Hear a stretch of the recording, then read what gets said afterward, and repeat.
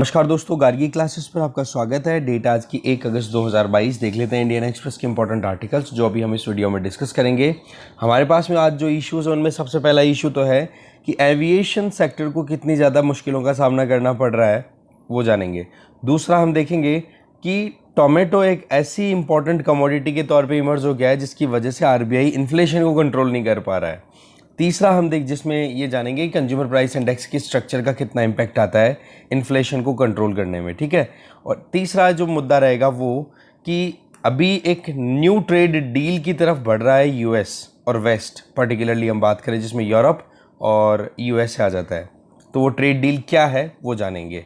और एक थोड़ी सी नज़र डालेंगे यूएस चाइना के बीच में जो टेंशन चल रही है उसको लेकर के। तो 4 मुद्दे हैं, देखते हैं इनको। फर्स्ट आर्टिकल है टर्ब्यूलेंस अहेड। आर्टिकल को लिखा है राजीव प्रताप रूडी जी ने।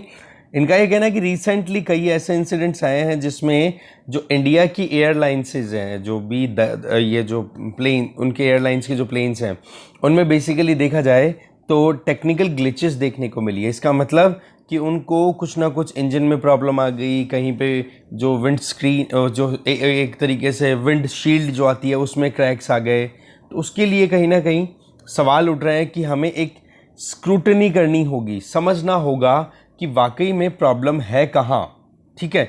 क्योंकि एक प्लेन लगातार अपनी फ़्लाइट को कर सकता है जब उसके पास में प्रॉपर एडिक्वेट और अच्छी क्वालिटी के जो स्पेयर पार्ट्स हैं वो अवेलेबल हों, ठीक है। दूसरी चीज़ उसमें फ्यूल का पॉइंट आ जाता है। तीसरा उसमें पायलट कैसा है, पायलट अगर अच्छी ट्रेनिंग लिया हुआ है तो वो कैसे मैनेज करेगा। ये सारी चीज़ें यहाँ पर हमारे कंसर्न की रहने वाली हैं। तो वैसे देखा जाए ना तो आज के इंडिया में जो एविएशन सेक्टर में कितनी कंपनियाँ आ चुकी हैं, कितनी जा चुकी हैं क्लोज़ करके। तो ऐसी परिस्थितियों में जब कंपटीशन ज़्यादा होता है ना तो आप कॉम्प्लिसेंट नहीं हो सकते। ऐसे नहीं कह रहा है कोई बात नहीं, अब टेंशन नहीं है अपने को, तो वो वाली बात करके आप बैठ नहीं सकते हो। ना तो एयरलाइन कंपनीज कर सकती हैं, ना ऐसा काम रेगुलेटर कर सकता है। क्यों? क्योंकि आपको इंटरनेशनली भी compete करने की ज़रूरत होती है और डोमेस्टिक मार्केट में तो एयरलाइंसेस compete करते हैं ही।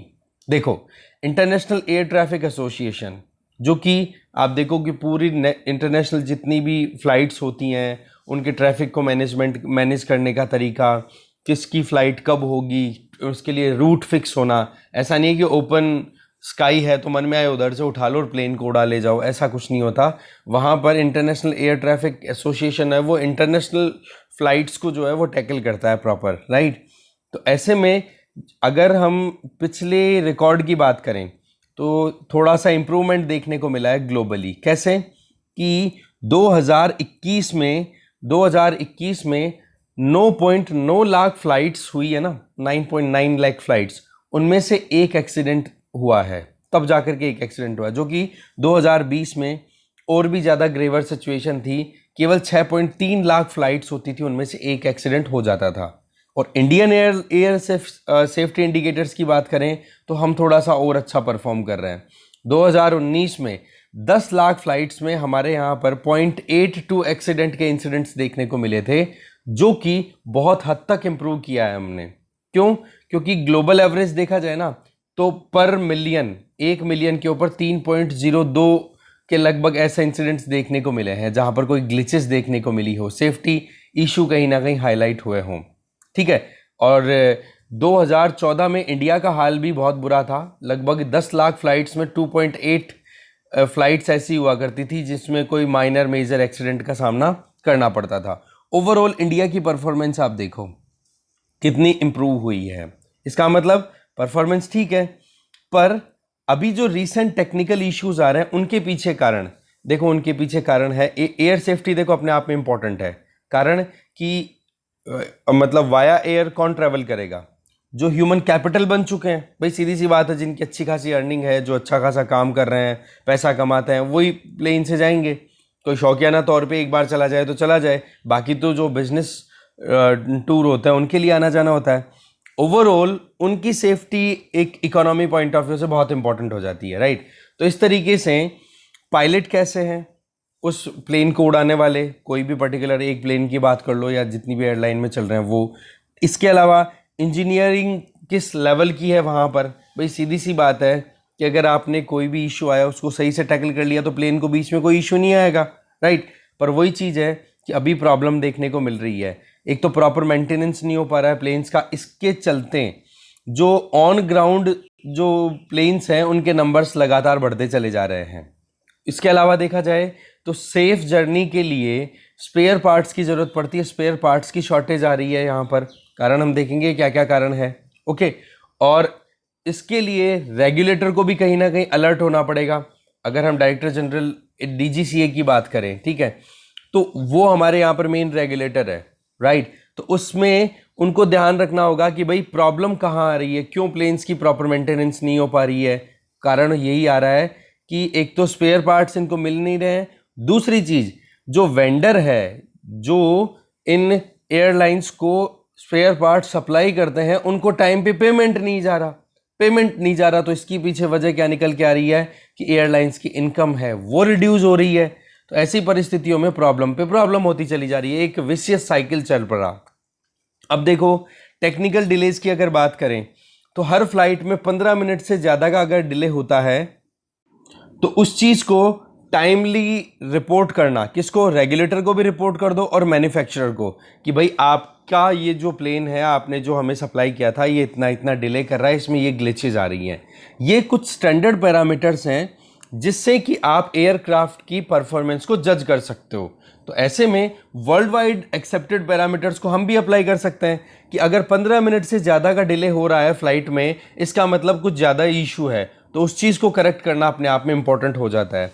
या इसके पीछे या तो जो एयरक्राफ्ट है उसमें कोई इशू है, या फिर वहाँ पर क्लियरेंस नहीं मिल रही है कि भाई हाँ रनवे है वो फ्री है, अब टेक ऑफ किया जा सकता है। दो वजह हो सकती है। तो दोनों में या तो रेगुलेटर काम करे या जो मैन्युफैक्चरर है जिसने वो एयरक्राफ्ट बनाया है वो उसकी जिम्मेदारी ले। अब देखो एयरलाइंस के लिए मिनिमम इक्विपमेंट लिस्ट तैयार की जाती है। कैसे कि हाँ भाई जब एक प्लेन टेक ऑफ करे तो उसके पास में कम से कम इतने इक्विपमेंट्स तो हो कि अगर बीच में कुछ इशू आ जाए, मतलब प्लेन उड़ रहा है बीच में, फ्लाइट के बीच में ही कहीं इशू आ गया, तो उसको तो हैंडल करने के लिए आपको सेफ्टी स्टैंडर्ड को मेंटेन रखना ज़रूरी है कि नहीं 300-400 पता नहीं कितने लोग वहाँ पर ऑन बोर्ड होते हैं जिनकी लाइफ है वो अंडर थ्रेट आ जाती है। तो ऐसी परिस्थितियों में मिनिमम इक्विपमेंट लिस्ट है वो प्रॉपर मेंटेन होनी चाहिए, नंबर 1। नंबर 2, इसको proper time to time update भी करना ज़रूरी है। और इस अपडेशन के लिए कौन रिस्पॉन्सिबल है? रेगुलेटर। हमारे यहाँ पर रेगुलेटर कौन है? DGCA, that means directorate general of civil aviation. Okay, तो ऐसे में ये जो इंटरनेशनल एयर ट्रैफिक एसोसिएशन है या EASA है, इनके बेसिस पर जो भी रूल रेगुलेशन आ रहे हैं ना, उनको टाइम टू टाइम लोकली भी हमें अपडेट करने की ज़रूरत है। क्योंकि टाइम पर अगर इक्विपमेंट्स अवेलेबल नहीं होंगे, टूल्स अवेलेबल नहीं होंगे, तो उस प्रॉब्लम को जिसकी वजह से फ्लाइट अंडर रिस्क आ गई है उसको कैसे चेक करोगे? इसके अलावा जो विंडशील्ड फिशर्स हैं, इसका मतलब जो आउटर लेयर होती है ना एयरक्राफ्ट की, वो बिल्कुल एयर टाइट होती है। अब उसमें कहीं एयर टाइट का मतलब बिल्कुल एकदम पैक होती है, अगर वहाँ पर अगर थोड़ा बहुत क्रैक आ जाता है तो भी वहाँ पर जो पैसेंजर्स हैं उनकी लाइफ एक तरीके से रिस्क में आ गई। इसके पीछे देखो, एक तो वेदर हो सकता है कारण, मौसम की वजह से, और एक हो सकता है कि किसी कोई जो लॉन्ग फ्लाइट लेने वाले बर्ड्स होते हैं उनके साथ में कॉलिजन हो जाता है उसकी वजह से। तो देखो वेदर वाला मुद्दा तो क्लियर हो जाता है जब पहली बार कोई प्लेन उड़ता है और शुरुआती 1000 से 10,000 घंटे तक की उसकी फ्लाइट हो जाती है ना, तो पता पड़ जाता है कि उसकी जो आउटर जो शील्ड है वो कितनी, एयर शील्ड है वो कितनी स्ट्रांग है, कितनी वीक है। तो उसका तो देखो इशू आना नहीं चाहिए। फिर बात आती है बर्ड्स के साथ में हिट होने की, तो उसका तो देखो कोई वो कंट्रोलिंग हो नहीं सकती, पर उसमें भी एक प्रॉपर मैनर में एयरक्राफ्ट की डिज़ाइनिंग तो हो ही सकती है ना, कि भाई थोड़ा दूर से ही आइडिया लग जाए कि हाँ भाई कितना आसपास में कोई और कोई ऑब्जेक्ट आने वाला है क्या, रेंज का थोड़ा सा आइडिया लग जाए, वो किया जा सकता है। इसके अलावा कि इंजीनियरिंग जो है वो थोड़ी सी हाई लेवल तक लेकर के जाने की ज़रूरत है। ओवरऑल वही कि आप डिटेक्ट कर लो ऑब्जेक्ट्स के बारे में पता पड़ जाएगा। फिर बात आती है पायलट की ट्रेनिंग की। भाई सीधी सी बात है, एक इंजन फेल हो जाता है तो हर एक पायलट को ये पता होता भी है और होना भी चाहिए क्या, कि भाई आप आराम से, एक इंजन फेल हो जाता है तो दूसरा इंजन बैकअप के लिए आपके पास अवेलेबल है। तो दूसरे इंजन को जब आप ऑन करोगे तो उसके बाद में आप नियरेस्ट एयरपोर्ट पे आने वाले 2 घंटे में इजीली लैंड कर सकते हो। इसका मतलब पायलट की ट्रेनिंग भी एकदम एक्यूरेटली होनी चाहिए कि भाई इमरजेंसी सिचुएशन में आप कैसे हैंडल करोगे। फिर बात आती है कि आज की परिस्थिति अगर देखी जाए तो aircraft on ground, that means उड़ने वाली जो हवाई जहाज है वो ज्यादातर आपको ग्राउंड पे दिख रही है।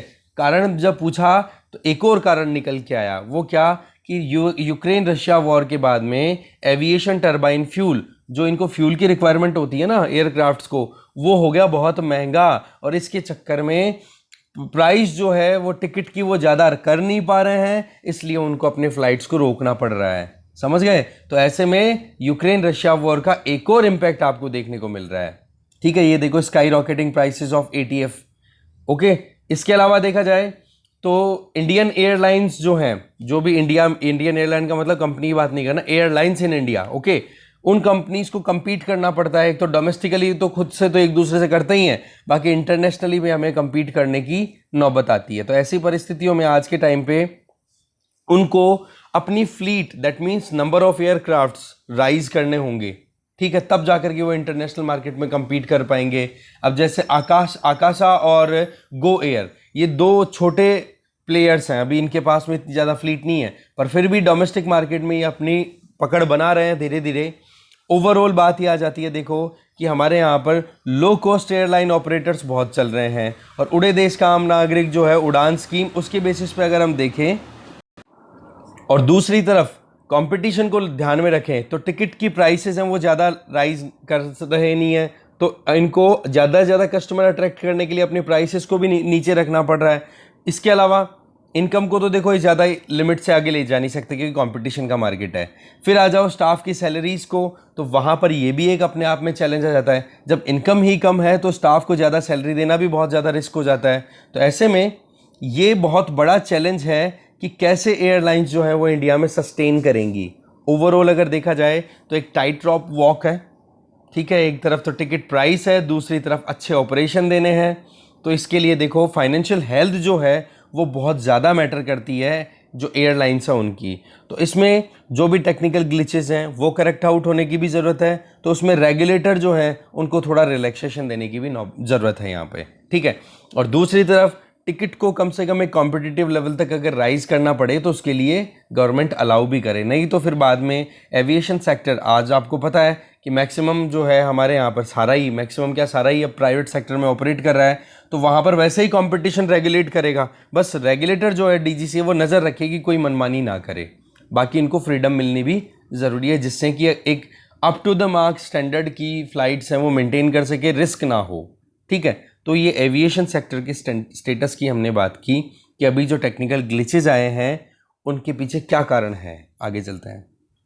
नेक्स्ट आर्टिकल है टोमेटो हम्बल्स आरबीआई इन्फ्लेशन। देखो किस तरीके से आरबीआई इन्फ्लेशन टारगेट करके चल रहा है पर फिर भी कंट्रोल नहीं कर पा रहा है, तो उसका कारण समझेंगे हम यहाँ पर। अशोक गुलाटी जी और मनीष कुमार प्रसाद के द्वारा लिखा हुआ ये आर्टिकल है।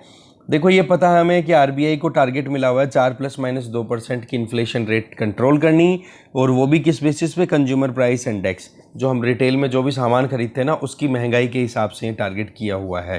पर सच बात यह है कि जून 2022 में जो सीपीआई बेस्ड इन्फ्लेशन है वो तो 7.01% चल रही थी, और होलसेल प्राइस इंडेक्स बेस्ड जो इन्फ्लेशन थी वो 15.18% थी, जो कि बहुत ही ज़्यादा है।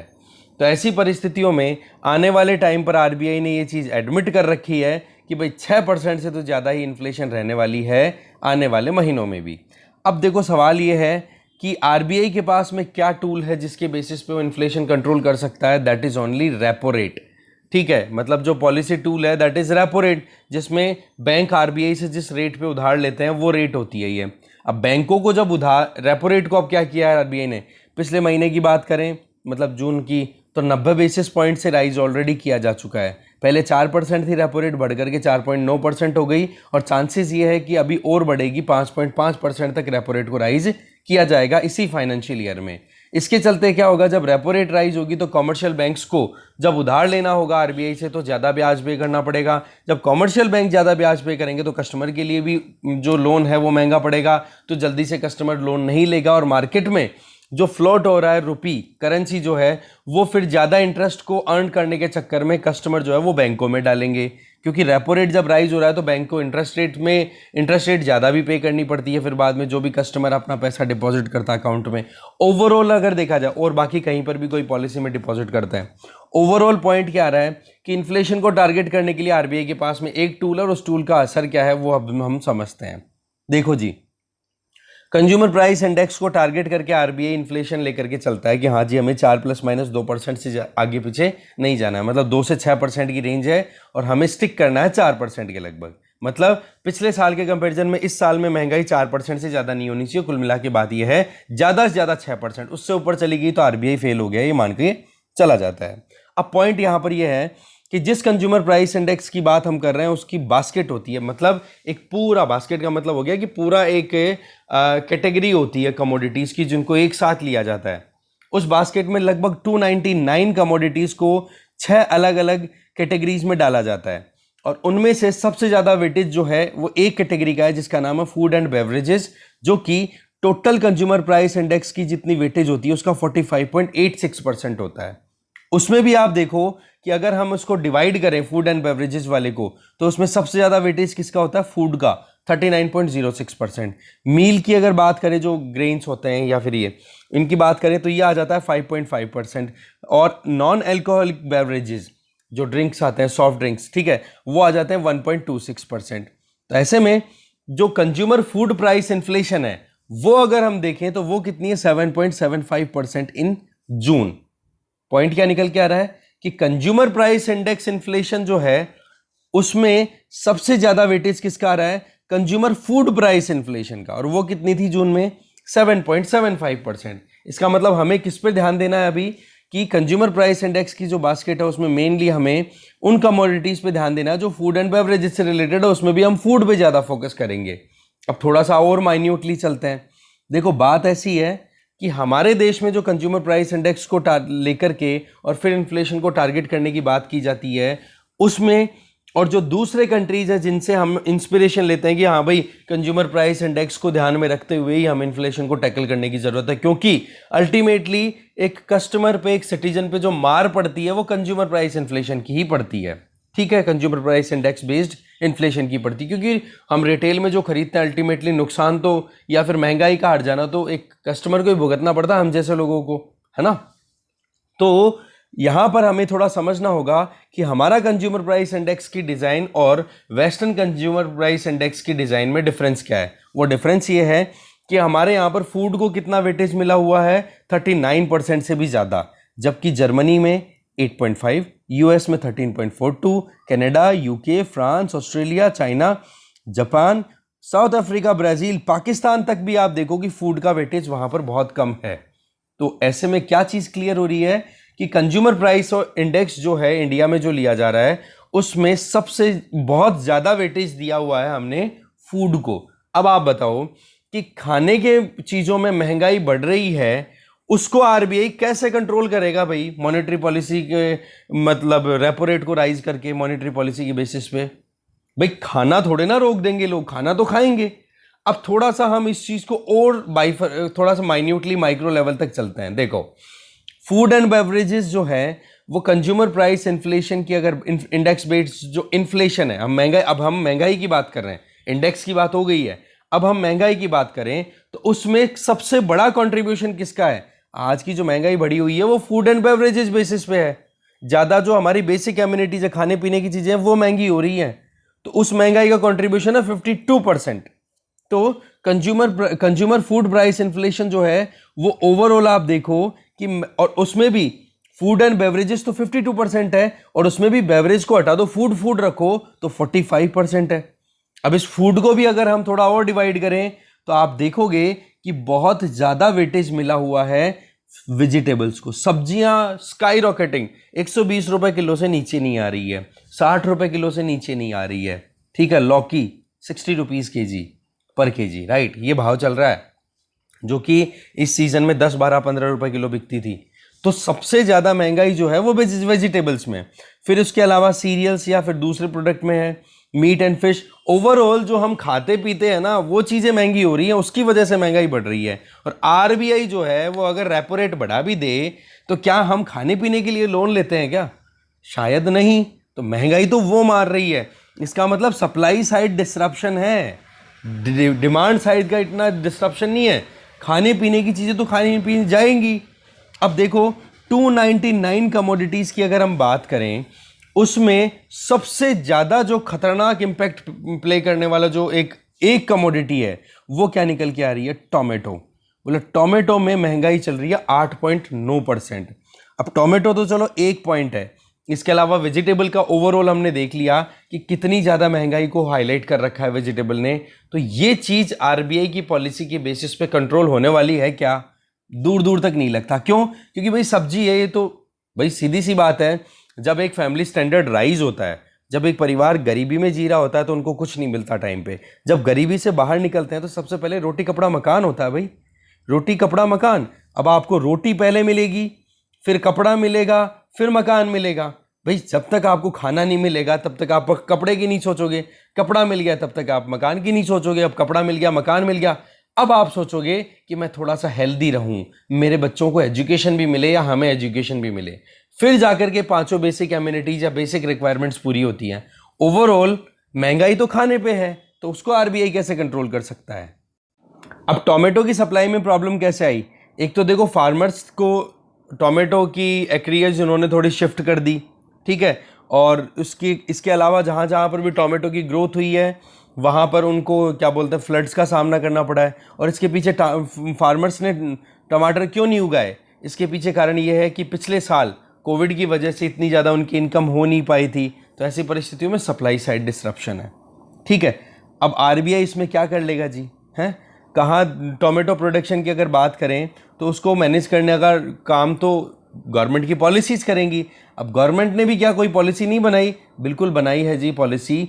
जैसे हम बात करें, जब हमारे फाइनेंस मिनिस्टर अरुण जेटली जी थे तो उन्होंने टॉप करके एक स्कीम लॉन्च की थी, टोमेटो ऑनियन पोटैटोज, ठीक है, जिसमें 500 करोड़ रुपए का एक फंड भी एलोकेट किया था कि जो टमाटर है, प्याज है और आलू है, बोले इन तीनों के भाव हमारे बहुत फ्लक्चुएट होते हैं, तो इन तीनों को हमें कैसे भी मैनेज करना है जिससे कि इनकी प्रोसेसिंग हो सके, टमाटर की प्योरी बन सके, टमाटर का जो पेस्ट है बन सके, और जहाँ पर भी टमाटर के पेस्ट की मतलब टमाटर की शॉर्टेज हो उस तरफ आप उसको सप्लाई कर दो, जिससे कि आप ऑटोमेटिकली मार्केट को मैनेज कर सको।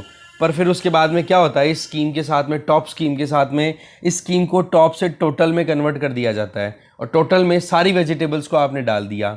दूसरा, इसको आपने अब मिनिस्ट्री ऑफ फूड प्रोसेसिंग के अंडर डाल दिया। अब इसके चलते ये पड़ गई ठंडे बस्ते में, अब इस पर कोई ध्यान ही नहीं देता। तो ज़रूरत है यहाँ पर कि जिस तरीके से हमने ऑपरेशन फ्लड में वर्गीज कुरियन, उनका जो रोल प्ले हुआ था बहुत ही इंपॉर्टेंट दूध के प्रोडक्शन को राइज करने में, मिल्क रेवोल्यूशन में, एग्जैक्टली ऐसा ही कुछ हमें भी करने की ज़रूरत है अगर हम वेजिटेबल में पर्टिकुलरली टॉप की अगर बात करें तो। क्योंकि नहीं तो फिर क्या है, टॉप से टोटल में गया, सारी सब्जियां आपने कवर कर दी, गड़बड़ हो गई, अभी तक आपसे कंट्रोल नहीं हो पा रही है कुछ भी, और महंगाई चल रही है ज़बरदस्त तरीके से, बहुत ज़्यादा। फिर टमाटर के बाद में दूसरा एग्जाम्पल बताया जा रहा है गेहूं का। तो बोले गेहूं में जैसे ही अभी मार्च में अचानक से गर्मी पड़ी तो थोड़ा सा आपकी प्रोडक्शन है वो कम हो गया, मतलब प्रोडक्शन में लगभग 5% का रिडक्शन हुआ। तो अचानक से ही गवर्नमेंट ने भी प्रोक्योर कम कर दिया कि भाई अगर हम खरीद लेंगे तो मार्केट में गेहूं की सप्लाई रुक जाएगी, और मार्केट में गेहूं की सप्लाई रुक गई तो फिर बाद में महंगाई और ज़्यादा बढ़ जाएगी। पर सच बात यह है कि गवर्नमेंट ने कितना ही कुछ किया हो फिर भी उसके बावजूद 10% से ज़्यादा महंगाई चल रही है गेहूं में। भाई 30-30 रुपये किलो तो आटा बिक रहा है, जो 20 रुपये किलो 22 रुपये किलो बिकता था, ठीक है। तो ये फैक्ट है, ये ग्राउंड रियलिटीज़ हैं, ये हमें पता होनी चाहिए, राइट। क्योंकि होता क्या है, यूपीएससी में या फिर आप कोई भी ये अच्छी ये जो बताते हो ना, मतलब ब्यूरोक्रेट लेवल की एग्ज़ाम की प्रिपरेशन करते हो, तो आपको बेसिक चीज़ों का पता नहीं है तो आप क्या हवा हवा में थोड़े ना लॉस बनाओगे, तो उस तरीके से आपको पता होना चाहिए। तो ऐसे में फिर आपने गेहूं की प्रोक्योरमेंट कम कर दी सरकार ने, और वीट एक्सपोर्ट को कम कर दिया, बैन ही कर दिया। तो ऐसे में लोगों को लग गया कि भाई गेहूं की शॉर्टेज है, तो फिर लोग क्या गेहूं को बेचेंगे? नहीं, उन्होंने भी स्टॉक कर लिया, और रिजल्ट ये रहा है कि एमएसपी से बहुत ज़्यादा प्राइस पे अभी गेहूं बिक रहा है, और इतनी महंगाई ऑलरेडी हो चुकी है। फिर आ जाओ आगे कि इन्फ्लेशन की अगर बात करें तो हमें एक बार तो ये तो समझ में आ चुकी है कि कंज्यूमर प्राइस इंडेक्स का स्ट्रक्चर अभी जो एक प्रॉपर बैलेंस्ड मैनर में जो डेवलप्ड कंट्रीज़ में बना हुआ है, एक तो वो प्रॉपर नहीं बना हुआ है। तो एक तो इसको सही से डिज़ाइन करने की ज़रूरत है। दूसरी चीज़, प्रॉब्लम यहाँ पर सप्लाई साइड की है, तो उसको प्रॉपर मैनेज करने की ज़रूरत है, क्योंकि रीसेंट टाइम पे हमने देखा कि इंडोनेशिया ने किस तरीके से पाम ऑयल पे बैन लगा दिया था। सनफ्लावर ऑयल जो हम यूक्रेन और रशिया से इंपोर्ट किया करते हैं वो वहाँ से हो गया गड़बड़।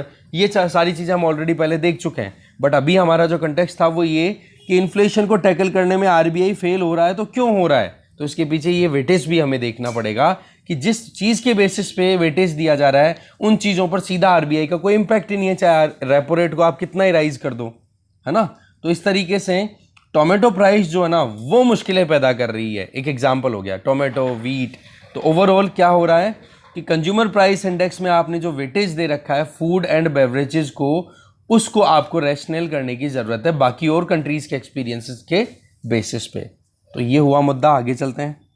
नेक्स्ट आर्टिकल है अ न्यू ट्रेड डील। देखो आपको ये मोनाली चौधरी अजीज़ के द्वारा लिखा हुआ आर्टिकल है। इनका ये कहना है कि देखो यूक्रेन वॉर के बाद में जो क्राइसिस आए हैं उनमें हम देख सकते हैं कि कितनी ज़्यादा कमोडिटी महंगी हो चुकी है, ट्रेड है वो रुका हुआ पड़ा है। एक्सटर्नल बैलेंस की बात करो कि किस तरीके से करेंसीज अप्रिशिएट या ज़बरदस्त तरीके से डेप्रिशिएट हो रही हैं, या फिर आप देख लो फूड सिक्योरिटी बहुत सारे कंट्रीज़ में क्राइसिस में आ गई। अब जाकर के यूक्रेन और रशिया ने जो एक फाइनलाइज़ किया है कि हाँ जी हम गेहूँ एक्सपोर्ट करेंगे, तब जाकर के थोड़ी रिलीफ की चैन की सांस मिल रही है। और ऑयल प्राइसेस का तो आपको पता ही है, एनर्जी सिक्योरिटी कितनी ज़्यादा क्राइसिस में चल रही है। तो ऐसी परिस्थितियों में यूएस और यूरोप ने भी इस आग में तेल का घी का काम कर दिया। कैसे किया? सैंक्शंस लगा दिए रशिया पे। अब सैंक्शंस लगाएंगे तो फिर क्या होगा? रशिया पे टारगेट तो ये था कि रशिया पे कैसे भी करके इकोनॉमिकल प्रेशर बनेगा, फिर वो यूक्रेन में जो वॉर चल रहा है उसको रोक देगा। पर सच बात यह है कि आज रशिया जो है वो global oil and gas supply में 12% कंट्रीब्यूट करता है। और दूसरी चीज़, जो ब्रेंट क्रूड ऑयल है, दैट मीन्स जो स्टैंडर्ड क्रूड ऑयल की, जिसकी गल्फ कंट्रीज में जो क्रूड ऑयल होता है उसकी जो प्राइस है, उसके कंपैरिजन में रशिया में जो क्रूड ऑयल प्रोड्यूस होता है ना यूराल वाला, उसकी प्राइस बहुत कम है, 30% तक कम है। तो एक चीज़ बताओ कि चाइना और इंडिया जैसे एनर्जी इंपोर्ट करने वाले कंट्रीज क्यों नहीं खरीदेंगे जी सस्ती, अगर वो रैशनैलिटी की बात करें। तो ऐसी परिस्थितियों में एक तरफ तो रशिया पे बैन लगाने की बात की जा रही है यूएस और वेस्टर्न कंट्रीज के द्वारा, और दूसरी तरफ इंडिया और चाइना को सस्ती रेट पे आराम से क्रूड ऑयल देने के लिए रशिया तैयार है। तो ऐसी परिस्थितियों में सैंक्शंस तो आपके प्रॉपर काम कर नहीं रहे हैं। अब क्या है कि यूएस और जो वेस्टर्न कंट्रीज हैं, ये जो वेस्टर्न यूरोपियन कंट्रीज जो G7 मेंबर्स हैं, इन्होंने ये डिसाइड किया है कि तेल जो रशिया बेचता है इंटरनेशनल मार्केट में, उस पे हम प्रेशर क्रिएट करेंगे कि भाई तू तेरा तेल की जो प्राइस है ना उस पे कैपिंग लगा। कैपिंग का मतलब ये हो गया कि तू लिमिटेड प्राइस पे ही बेचेगा, अब प्राइस को राइज नहीं करेगा। अब राइज नहीं करने से क्या होगा? बोला रशिया के पास में जो पैसा है उसकी कमी आएगी। भाई सीधी सी बात है, एक चीज़ को आज आप $30, $35 या $50 में बेच रहे हो, मान लो $50 के हिसाब से बेच रहे हो, वही प्राइस अगर आपकी $30 तक आ जाए तो लॉस तो होगा ही ना। तो ये दिमाग लगाया जाता है G7 कंट्रीज़ के द्वारा कि रशिया पे इस तरीके की कैपिंग इम्पोज कर दें। पर सवाल ये है कि जहाँ पर ये जो रशिया के ऊपर आप इम्पोज करोगे तो रशिया क्या रिटेलिएट नहीं करेगा? क्या रशिया के पास में और ऑप्शन नहीं है? क्योंकि सच बात यह है कि आज एक्सटर्नल बैलेंस की बात करो या पब्लिक फिनांस की बात कर लो, रशिया में वहाँ की सरकार के पास में पैसे की इतनी कमी नहीं है जितना आप उनको प्रेशर में लाने की कोशिश कर रहे हो। दूसरी चीज़, अगर रशिया ने एकदम से अपना सप्लाई को बंद कर दिया रिटेलिएट करने के चक्कर में, आप अगर उसकी यूराल क्रूड ऑयल की प्राइस पे कैप लगा दोगे ना, तो फिर रशिया रिटेलिएट करेगा। रिटेलिएशन में आपको क्या भुगतना पड़ेगा? पता पड़ेगा कि इंटरनेशनल मार्केट में क्रूड ऑयल की प्राइस $192 पर बैरल के हिसाब से हो जाएगी। तो कौन भुगतेगा इसको? ज़्यादा से ज़्यादा गरीब देश या फिर वो जो एनर्जी इंपोर्ट करने वाले देश हैं। अब इसमें देखो कि एक तरफ तो पेंडेमिक की वजह से बहुत ज़्यादा प्रॉब्लम चल रही है, चाइना में लगातार एक के बाद में एक वहाँ पर रेस्ट्रिक्शंस लगाई जा रही हैं। दूसरी चीज़, यूक्रेन वॉर अभी ख़त्म होने का नाम नहीं ले रहा है, तो ऐसी परिस्थितियों में लगातार कॉम्प्लेक्सिटीज़ बन रही है। यूएस में और यूरोप में बॉयकॉट जैसे सिचुएशन बनी हुई है कि हाँ रशियन प्रोडक्ट्स को इनको हम बिल्कुल भी नहीं करेंगे। चाइना को भी कंटेन करने की पूरी कोशिशें की जा रही है। तो ऐसी परिस्थितियों में यूएसए की जो ट्रेजरी सेक्रेटरी हैं जेनेट येलन, उन्होंने अपना जो स्पीच दिया है उस स्पीच में एक चीज बड़ी हाईलाइट हुई है, वो ये कि अब से वो नए तरीके से काम करेंगे, नए इंटरनेशनल ऑर्डर को तैयार करने की कोशिश कर रहे हैं, जिसमें उनका फोकस रहेगा फ्रेंड्स पे, फ्रेंड शोरिंग पे ज्यादा ध्यान देंगे सप्लाई चेन में, बजाय कि एक कन्वेंशनल मैनर में ट्रेड करना। अब सवाल ये है, ये फ्रेंड शोरिंग क्या आ गई है नई चीज? देखो, जो लाइक माइंडेड कंट्रीज होंगे ना, जहां पर बोले प्रिंसिपल्स जैसे प्रिवेसी को प्रोटेक्ट करना, डिजिटल वर्ल्ड की प्रोटेक्शन हो, डिजिटल वर्ल्ड में साइबर क्राइम्स को इनको प्रमोट ना किया जाए, ह्यूमन राइट्स की प्रोटेक्शन हो, बोला उन कंट्रीज के साथ में यूएस है वो एंगेज करेगा, उन्हीं को अपना फ्रेंड बोलेगा, उन्हीं के साथ में अपना ट्रेड राइज करेगा। तो ये एक नया ट्रेड, वर्ल्ड ट्रेड ऑर्डर निकल के आ रहा है। ओवरऑल रशिया और चाइना को काउंटर करने के लिए यूएस और वेस्टर्न यूरोपियन कंट्रीज ने इस चीज पे अपना एग्रीमेंट दे भी दिया है। अब देखो इसमें और भी आगे देखो बढ़कर के कि ब्रेटन वुड्स ट्विंस दो हैं, वर्ल्ड बैंक एंड आईएमएफ, बोला उसमें भी हम रिफॉर्म्स लेकर के आएंगे और उसमें भी हम उन्हीं कंट्रीज की प्रेजेंस को बढ़ाएंगे जो फ्रेंड कंट्रीज हैं। अब देखने वाली बात यह है कि यहां पर चाइना और रशिया को तो क्या कंटेन देखने को मिलेगा, क्या उनके ऊपर एक्शन लिया जाएगा। दूसरी चीज ये कि ये क्या बोलते हैं इसका नाम, इंडिया हमारे लिए, हमारा सॉरी क्या नाम क्या है, इंडिया के लिए इसके क्या पॉइंट्स बनते हैं वो हम आगे देखेंगे। बाकी फिलहाल फ्रेंड ऑफ शोरिंग के ऊपर फोकस किया जा रहा है, ऑफ शोरिंग की बजाय फ्रेंड शोरिंग पे ध्यान दिया जाएगा। ऑफ शोरिंग का मतलब तो हो गया किसी भी देश के साथ में आप ट्रेड कर रहे हो, जहां पर आपको सस्ता माल मिल रहा है खरीद रहे हो, जहां पर आपके माल का प्रोडक्ट पैसा अच्छा मिल रहा है वहां बेच रहे हो। पर अभी बोले हम दोस्त कंट्रीज के साथ में ही ज़्यादा से ज़्यादा आगे हम बढ़ेंगे, लाइक माइंडेड कंट्रीज के साथ में, जहां पर environment, privacy, labour laws, digital business services, इनकी प्रोटेक्शन, इनकी प्रमोशन है। अब देखने वाली बात यह है कि जिन कंट्रीज के बीच में कॉन्फिडेंस बिल्डिंग है, अब ट्रस्ट फैक्टर काम करेगा सप्लाई चेन में ओवरऑल अगर हम बात करें, साथ में नेशनल सिक्योरिटी को देखते हुए भी कंट्रीज यहां पर एंगेज करेंगे। जहां पर भी ह्यूमन राइट्स का वायलेशन हो रहा है, डिजिटल इंफ्रास्ट्रक्चर को अटैक किया जा रहा है, बोलो उन कंट्रीज को साइड में किया जाएगा। तो ये अपने आप में एक नया वर्ल्ड ऑर्डर या फिर कह सकते हो न्यू ट्रेड डील इमर्ज होकर के आ रही है वेस्टर्न कंट्रीज की लीडरशिप में, जिसको बोला जाएगा क्या, फ्रेंड शोरिंग मैकेनिज्म। ओके, आगे चलते हैं। लास्ट आर्टिकल है देखो, यूएस चाइना रिलेशन को लेकर के, इसमें देखो मुद्दा जो है वो टू द पॉइंट मैं बताऊंगा आपको कि यूएस तो देखो चाइना से ये चाहता है कि क्लाइमेट चेंज जैसे मुद्दों पर कॉपरेशन मिले चाइना का, और चाइना ये चाहता है कि यूएस जो है वो चाइना को अपने बराबर की एक पावर के तौर पे एक्सेप्ट करे, और दोनों चीज़ों पर एक दूसरे को कोई भी एंटरटेन नहीं कर रहा है।